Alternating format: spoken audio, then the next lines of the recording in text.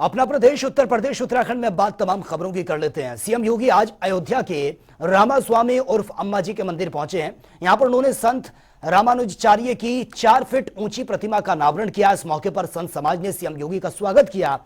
संत रामानुजाचार्य की प्रतिमा राजस्थान से बनकर ये आई है और बताया यह भी जा रहा है कि किसी संत की यह पहली प्रतिमा है जिसका अनावरण मुख्यमंत्री से करवाया गया है।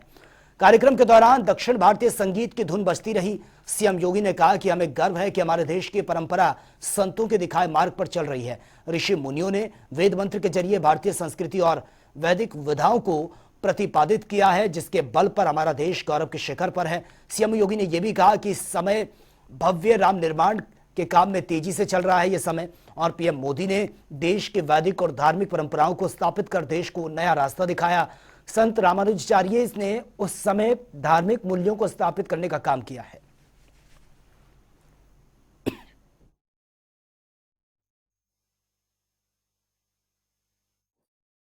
जी की इस पावन प्रतिमा अनावरण का कार्यक्रम संपन्न हुआ है।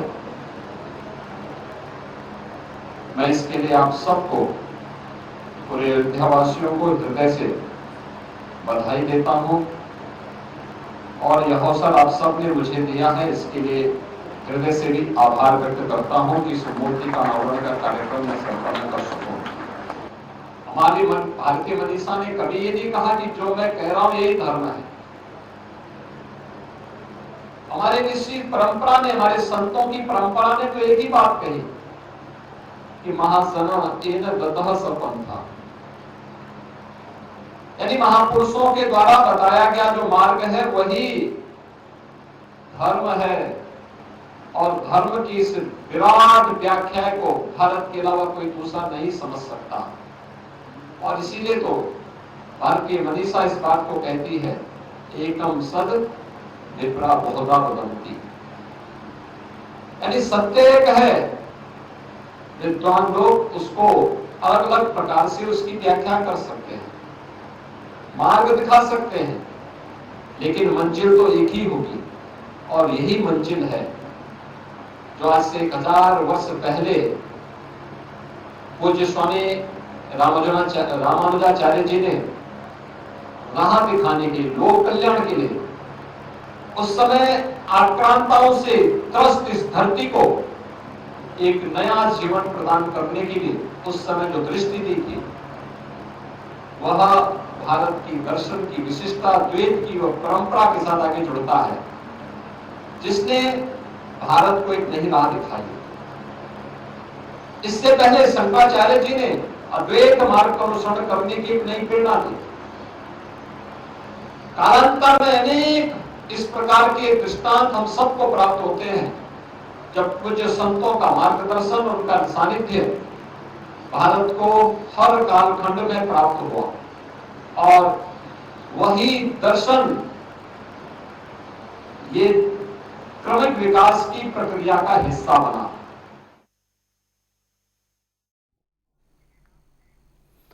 और सीएम योगी अयोध्या दौरे के बाद बलरामपुर जिले के दौरे पर पहुंचे हैं, जहां पर उन्होंने बाढ़ प्रभावितों से मुलाकात की और उन्हें राहत सामग्री भी बांटी है। साथ ही हेलीकॉप्टर से बाढ़ प्रभावित इलाकों का जायजा भी लिया है। सीएम योगी ने इस दौरान संबोधित करते हुए कहा कि इस साल अप्रत्याशित रूप से बाढ़ आई है। विजयदशमी के बाद भारी बारिश होने की वजह से पहले सूखे का संकट था। उन्होंने कहा है कि बलरामपुर के 280 गांव बाढ़ की चपेट में है। मैंने आज बाढ़ के संबंध में सुबह ही बैठक बुलाई थी। निर्देश दिए हैं कि बाढ़ प्रभावित क्षेत्रों में पर्याप्त राहत सामग्री उपलब्ध करवाई जाए। सीएम योगी ने यह भी कहा कि बलरामपुर में संकट ज्यादा है। गोंडा बलरामपुर का मुख्य संपर्क मार्ग कट गया है और इसी तरह उतरौला का संपर्क मार्ग भी कट गया है। मैंने तत्काल राहत देने के निर्देश दिए हैं। जनहानि पर 4 लाख आर्थिक सहायता और जिन घर की पूरी तरह से जो घर डैमेज हो चुके हैं उन्हें मुख्यमंत्री आवास उपलब्ध करवाए जाए।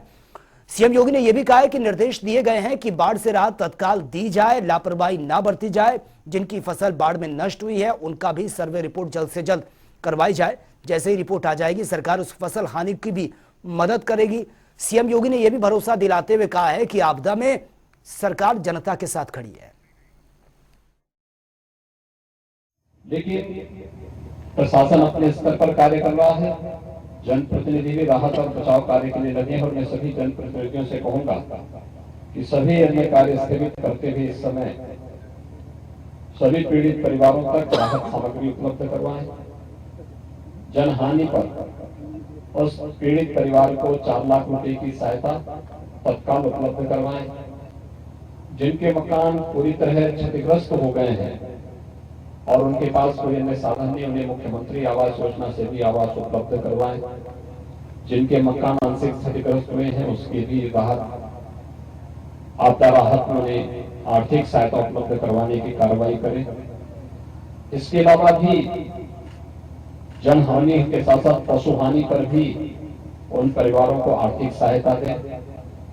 सांप के, बिच्छू के काटने से या जंगली जानवर के नुकसान करने पर भी उस परिवार को आर्थिक सहायता उपलब्ध हो, और कहीं भी सांप के काटने का या बिच्छू के काटने का कोई भी मामला आता है तत्काल उसे वैक्सीन दे दें। उसके एंटी स्नेक वेनम यानी जो सांप के काटने का इंजेक्शन है और कुत्ते के काटने का इंजेक्शन है वो पहले से ही सभी सामुदायिक स्वास्थ्य केंद्रों में उपलब्ध कराया गया है।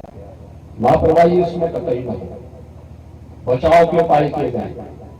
बाढ़ का पानी जहां उतर रहा है उन गांवों में तत्काल स्वच्छता, सैनिटाइजेशन की कार्रवाई, छिड़काव की कार्रवाई हो। शुद्ध पेयजल की व्यवस्था वहां पर हो। जहां पर शुद्ध पेयजल तत्काल पहुंचाने में दिक्कत है तो वहां पर एक व्यवस्था जरूर की जाए कि लोगों को पानी गर्म करके पीने के लिए कहें, जिससे कहीं भी किसी को कोई समस्या न आने पाए। आपदा है, इस आपदा का मुकाबला सबको मिलकर के करना चाहिए।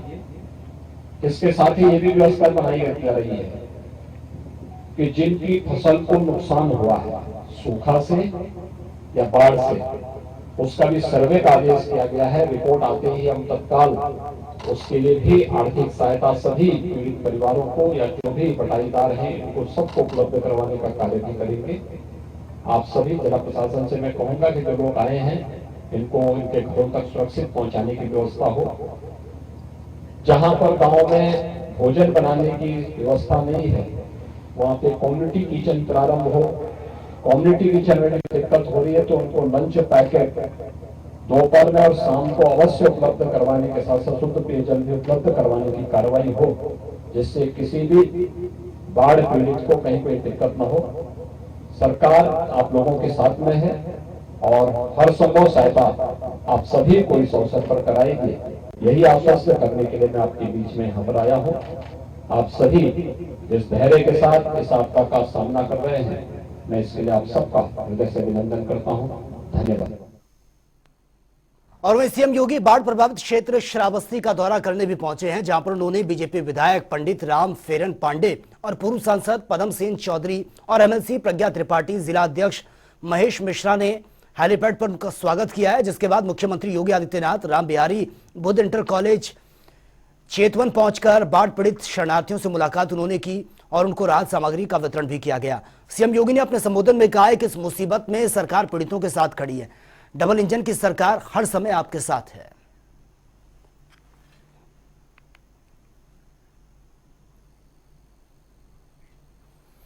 और मैं उत्तर प्रदेश सरकार के निर्देशों के साथ साथ जिले भर में मदरसों पर कार्रवाई शुरू हो गई है। वहीं अलीगढ़ में मदरसों के सर्वे में 103 मदरसे बिना पंजीकरण के यहां पर ये चल रहे थे। बिना पंजीकरण संचालित मदरसों की रिपोर्ट जिला प्रशासन ने शासन को भेज दी है। साथ ही जिला प्रशासन अब शासन के अगले निर्देश के इंतजार में है। मदरसों पर हो रही कार्रवाई को लेकर कोल विधायक हाजी जमीर उल्लाह खान का बड़ा बयान सामने आया। उन्होंने कहा कि अगर सरकार ने मदरसों पर पाबंदी लगाई तो घर घर में मदरसा खुलेगा। उन्होंने कहा कि जिले में 100 या 1000 मदरसे भी बिना पंजीकरण या फिर अवैध हो सकते हैं। देखिए 100 मदरसे अवैध जो इसमें जरूरत ही नहीं है। मदरसे में कोई परमिशन लेने की जरूरत नहीं है। और मदरसे अगर ये इन्होंने ज्यादा पाबंदी लगाई तो घर घर में मदरसा होगा। और पहले घर घर में मदरसा हुआ करता था।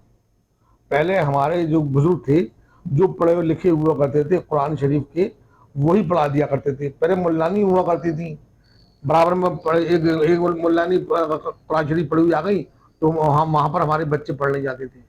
तो ये इसमें कोई जरूरत नहीं है। कोई हम डिग्री नहीं ले रहे किसी सरकार से कि हमें डिग्री चाहिए कि उसके लिए मान्यता प्राप्त हमें डिग्री चाहिए। कुरान शरीफ पढ़ती मदरसा कुरान शरीफ पढ़ने के लिए खोला जाता है वहाँ पढ़ते हैं और पढ़ते रहेंगे। ये 100 का 1000 भी अवैध हो सकती, और इन लोगों ने ज्यादा पाबंदी लगाई तो घर घर मदरसे होगा, ये दिखते रह जाएंगे सबके सब।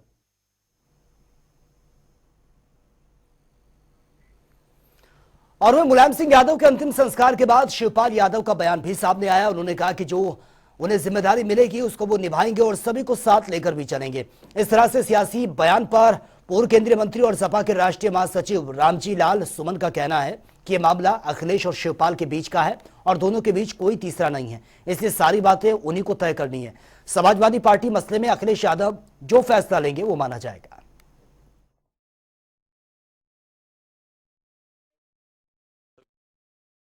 अखिलेश यादव जी जो फैसला ले, मैंने शिवपाल जी का बयान देखा है, पढ़ा है।